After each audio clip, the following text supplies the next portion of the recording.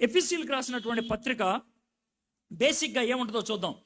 మొదటి 3 అధ్యాయాలు దేవుడు మన కోసం ఏం చేశాడు, తర్వాత 3 అధ్యాయాలు దేవుడి కోసం మనం ఏం చేయాలి. మొదటిది సిద్ధాంతం, రెండోది మన భక్తి జీవితం. మొదటిది డాక్ట్రిన్, రెండోది మన డ్యూటీ. మొదటి 3 అధ్యాయాల్లో మొదటి అధ్యాయం తండ్రి కుమార పరిశుద్ధాత్మలు మనల్ని రక్షించడానికి వాళ్ళు ఏ పాత్రలు వాళ్ళు చేపట్టారు. ఇది మొదటి 14 వచనాలు. 15 వచనం నుంచి 23 వచనం దాకా ఆ ఆత్మీయ అనుభవం మనకు కలిగి ఉండాలని ప్రార్థన. ఇది మొదటి అధ్యాయం అయిపోయింది.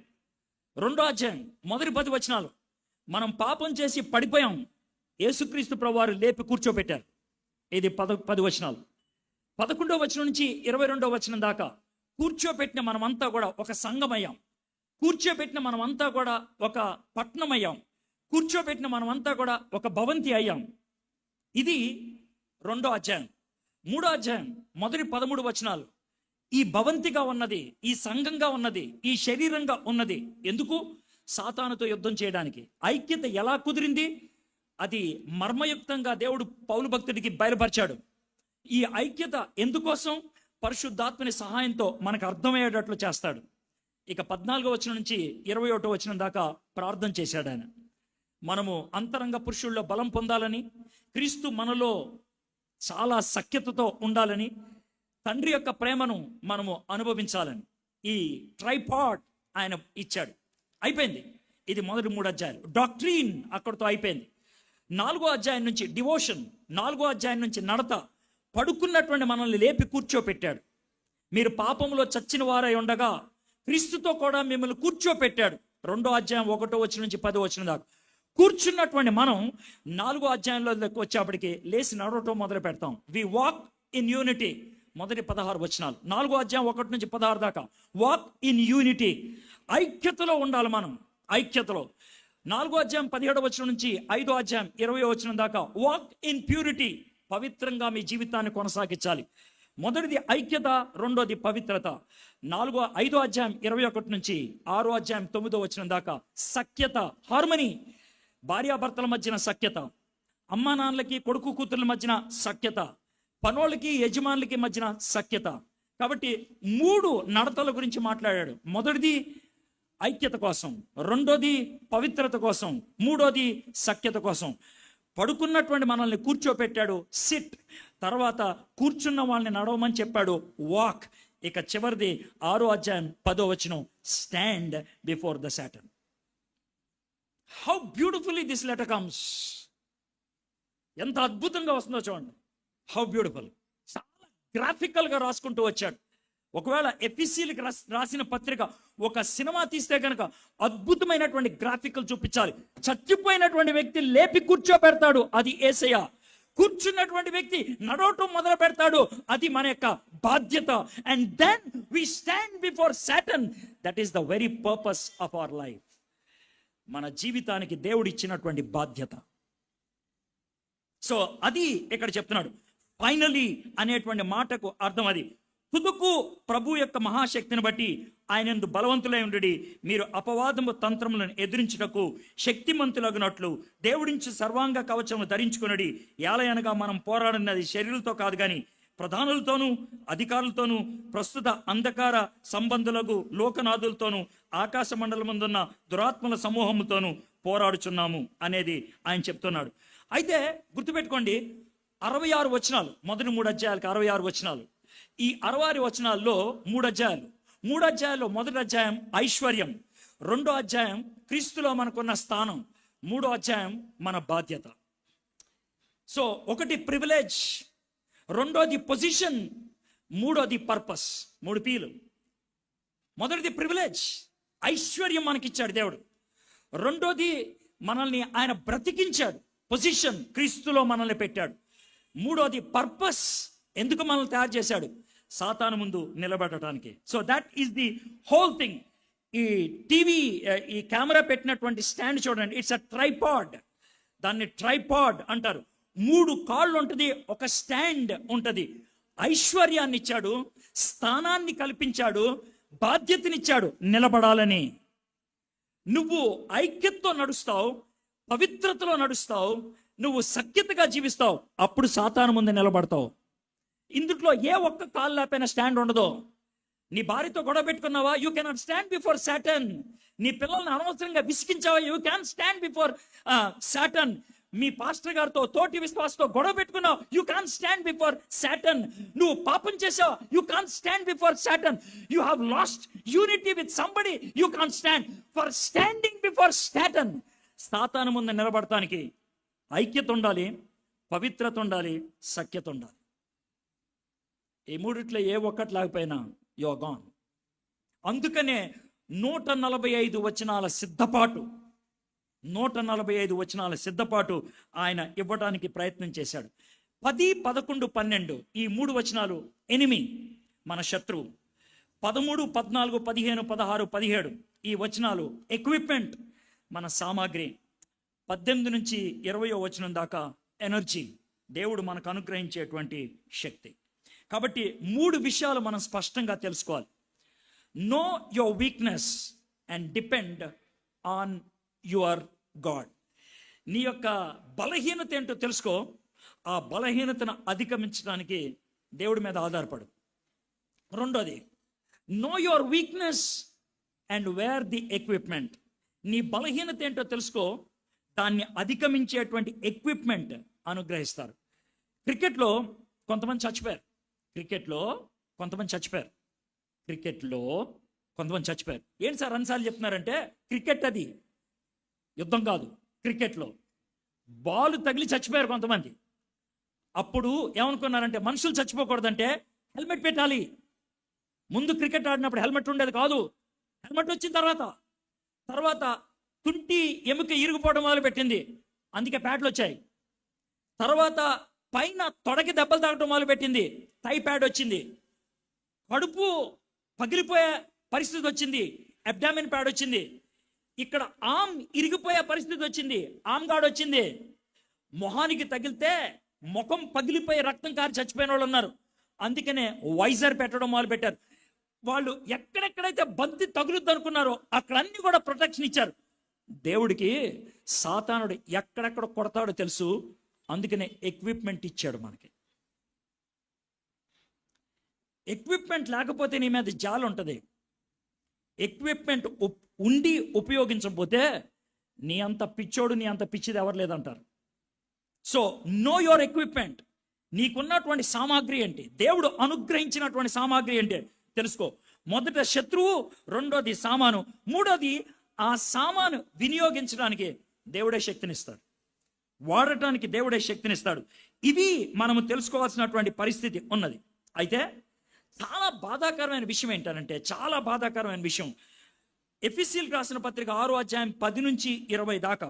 నేను గత 30 సంవత్సరాలుగా అనేక మీటింగ్స్కి వెళ్ళాను. నేను కూడా అంత ఎక్కువ మాట్లాడలేదు. నన్ను కూడా కలుపుకుంటున్నాను. I'm including myself. నన్ను కూడా నేను కలుపుకుంటున్నాను. సేవకులు, ప్రసంగికులు, ప్రపంచ ప్రఖ్యాతి గడించినటువంటి వాళ్ళు ఈ అంశం మీద మాట్లాడటం చాలా అరుదు, చాలా తక్కువ. ఎందుకని? మళ్ళీ నిన్నెవరైనా పిలవాలంటే ఆశీర్వాదం మీద మాట్లాడాలి, మళ్ళీ నిన్ను ఎవరైనా పిలవాలంటే దీవెనల మీద మాట్లాడాలి, మళ్ళీ నిన్నెవరైనా పిలవాలంటే కనుక నేను అద్భుతాల మీద మాట్లాడాలి. దేవుడు నీకు శక్తిని అనుగ్రహిస్తాడు, దేవుడు నీకు భద్రతను అనుగ్రహిస్తాడు, ఇవి చెప్పాలి. కానీ సాతానుడు నిన్ను అటాక్ చేస్తాడంటే మళ్ళీ ఎందుకు పిలుస్తారండి? పిలవరు. అందుకనే దీని మీద ఎవరు మాట్లాడరు, చాలా అరుదుగా మాట్లాడుతూ ఉంటారు. ఇంకా చాలామంది పాస్టర్లు యుద్ధం ఒక విధంగా చెప్పాలంటే, వేరే వాళ్ళ యుద్ధం నేను చేస్తా అంటారు. డైరెక్ట్గా చెప్పేస్తారు, నేను యుద్ధం చేస్తా, నీ తరపున యుద్ధం చేస్తా, మీరు రిలాక్స్ అయిపోండి, మీరు టెన్షన్ పడద్దు అని అంటారు. యేసు ప్రభు చెయ్యను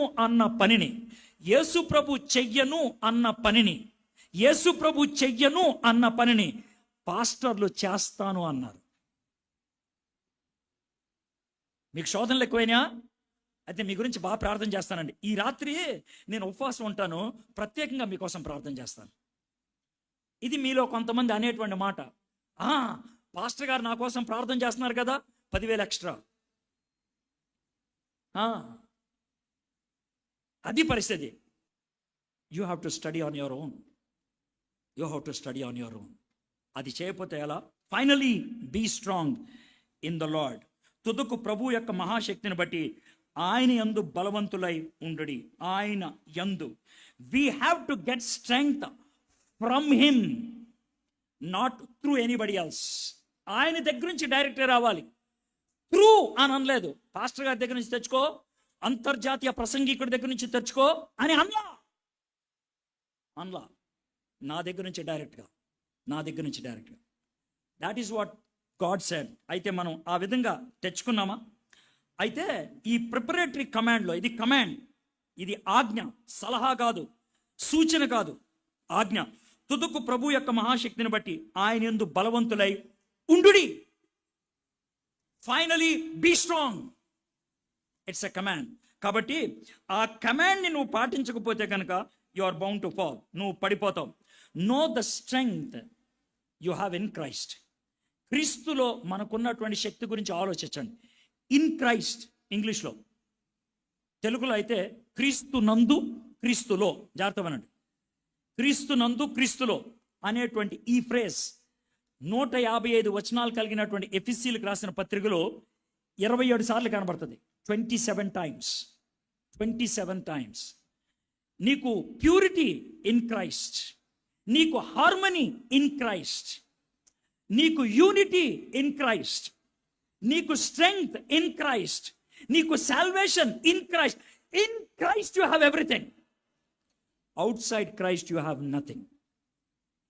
క్రీస్తులో నీకు సమస్తము ఉన్నది, క్రీస్తు బయట ఏమీ లేదు. Now here is the big issue. Now I'm coming to the main issue. Maybe ఒక 10 minutesలో ఒక చిన్న కాన్సెప్ట్ చెప్పేసి నేను వెళ్ళిపోతాను. ఏంటంటే, సాతానుడు, జాగ్రత్త వినండి, సాతానుడు దేవుడితో యుద్ధం చేయడు.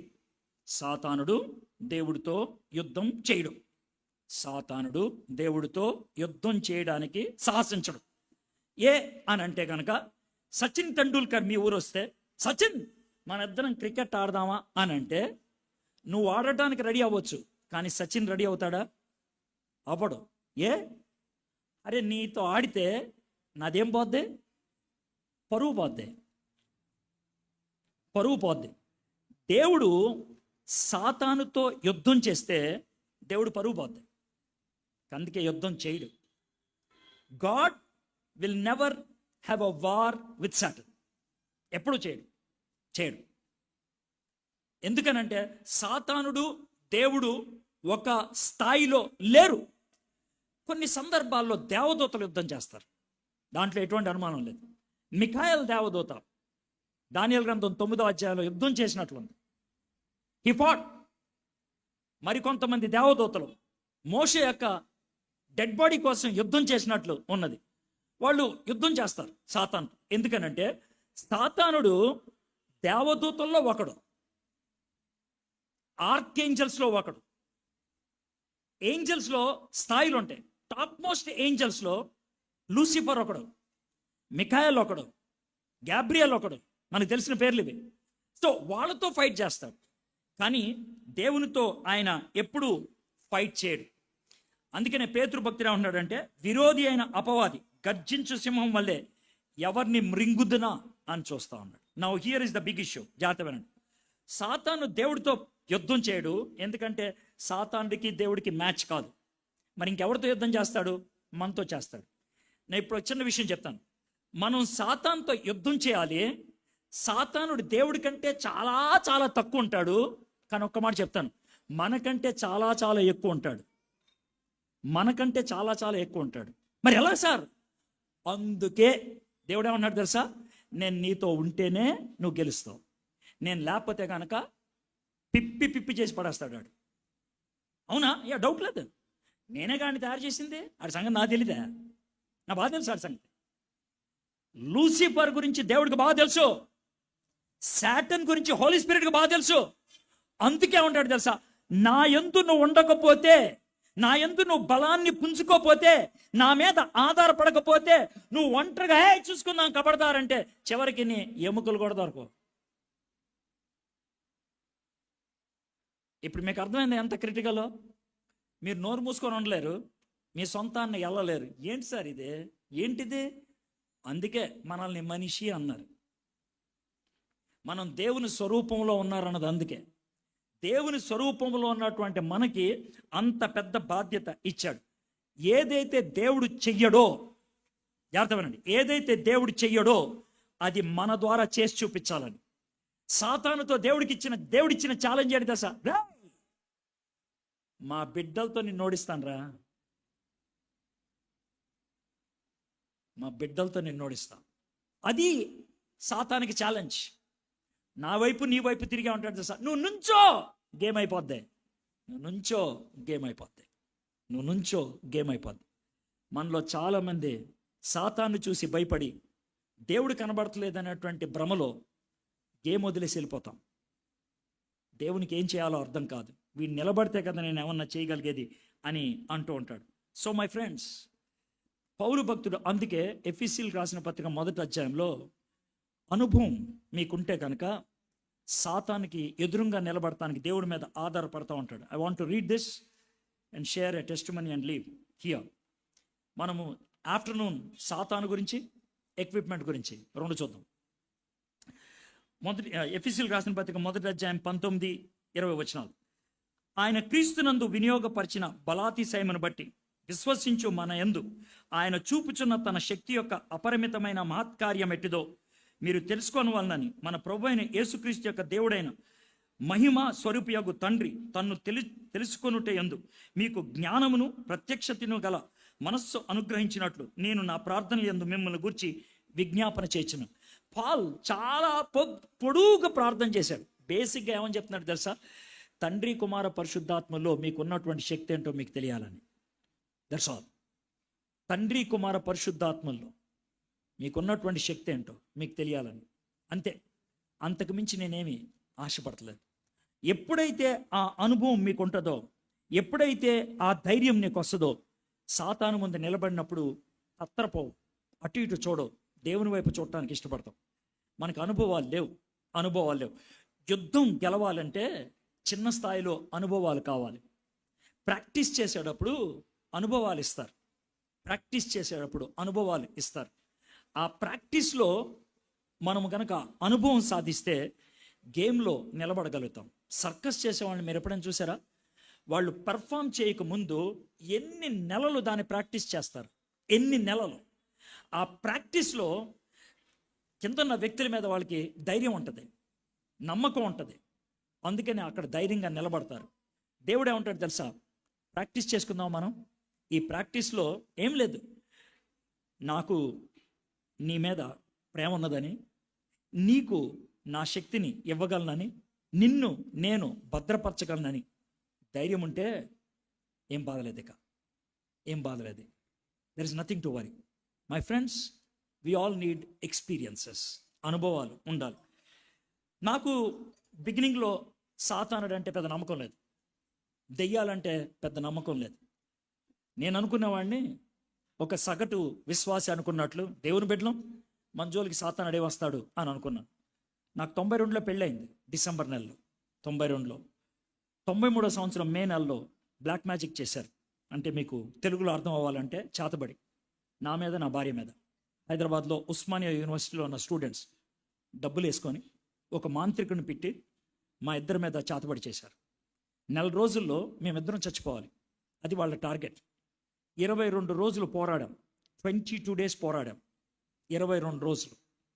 చాలా సందర్భాల్లో నా చేత్తో పట్టుకున్నట్లు చేశాను నేను, చేత్తో పట్టుకున్నట్లు. చాలాసార్లు సాతాను కళ్ళు డైరెక్ట్గా చూశాను నేను, 22 days. చాలాసార్లు నా నెత్తి మీద కూర్చుంటే ఇలా తోశాను నేను. You may not believe it. అయితే 15వ రోజు ఇది జరిగింది, మే నెలలో. కొంతమంది పాస్టర్లు ఏమన్నారంటే, మాకు రాత్రులు నిద్ర ఉండట్లేదు, వాడు మమ్మల్ని పడుకోనివ్వట్లేదు. మేము పడుకోకుండా ఉంటే, ఆకలి లేకపోతే, నిద్ర లేక వామిటింగ్స్ అయిపోతూ ఉంటే మేము చచ్చిపోవాలి. అది వాడి ప్లాన్. వాడు మమ్మల్ని చంపలేడు, కానీ చచ్చిపోయేటట్లు చేయగలడు. అది వాడి ప్లాన్. 15వ రోజున మా ఇంటికి 15 మంది కుర్రోళ్ళు వచ్చారు. ఎందుకు? మమ్మల్ని పడుకోబెడతామని. సో వాళ్ళ ప్లాన్ ఏంటంటే, ఒక బ్యాచ్ 9 గంటల నుంచి 12 గంటల దాకా ప్రార్థన చేస్తారు, ఇంకో బ్యాచ్ 12 గంటల నుంచి 3 గంటల దాకా ప్రార్థన చేస్తారు. ఇది వాళ్ళ యొక్క ప్లాన్. 9 గంటల నుంచి 12 గంటల దాకా ఒక బ్యాచ్ ప్రార్థన చేశారు. మేము నిద్రపోతున్నాం పక్కనే, వాళ్ళ పక్కనే. 12 గంటలకి ఒక బ్యాచ్ అయిపోయింది కదా, కొద్దిసేపు పిచ్చాపాటి మాట్లాడుకుంటున్నారు. అప్పుడు మేము ఇద్దరం లేచాం. నా వైఫ్తో అన్నాను, వెళ్ళి కొంచెం టీ కాసుకొని రా అని. ఆమె వెళ్ళి టీ కాసుకొని వస్తుంది. వాళ్ళు 15 మంది, నేను 16 మంది కూర్చొని ఉన్నాం గదిలో. కూర్చొనంటే ఒక కుర్రోడు భయపడితే ఇలా చూస్తా ఉన్నాడు. ఏంట్రా అన్నాడు. అన్న అది చూడండి అన్న అని అన్నాడు. మా ఇంటికి తాళాల గుత్తి, ఒక 6 తాళాలు ఉన్నటువంటి బంచ్ ఉంటుంది, అది గోడకు తగిలిచ్చింది. ఆ గుత్తి మేము చూస్తున్నప్పుడు భయంకరంగా అటు ఇటు కదులుతుంది, ఎవరో కదుపుతున్నట్లు. ఎందుకన్నా తాళపు గుత్తి అలా కదులుతుంది అని అంటే ఒకడన్నాడు, ఫ్యాన్ గాలికి అని. మేము జోక్లాగా మాట్లాడుకుంటున్నాం. చూస్తున్నప్పుడు జరిగిన విషయం అది. ఒకళ్ళు కాదు, ఇద్దరు కాదు, 16 రోళ్ళు, 32 కళ్ళు చూశాయి.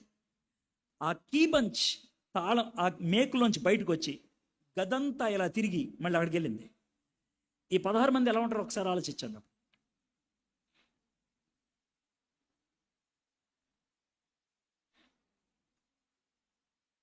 That is Satan. ప్రార్థన చేయమంటారా? ప్రార్థన చేయకుండా క్లోజ్ చేస్తే బాగుంటుందా? ఫర్ ఎ చేంజ్ ప్రార్థన లేకుండా వదిలేస్తా, మీరు చూసుకోండి. God bless you.